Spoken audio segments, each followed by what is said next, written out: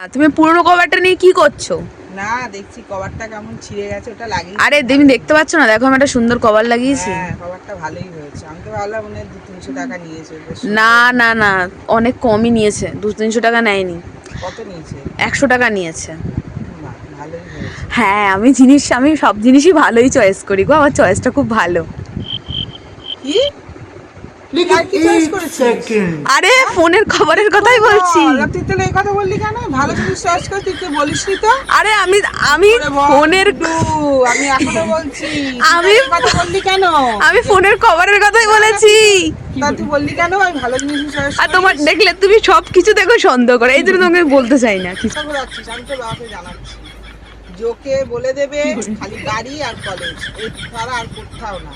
আর তুই বলেছিস না কালকে কোথাও ঘুরতে যাবি, তোর যাওয়া বন্ধ। আরে তোর যাওয়া বন্ধ।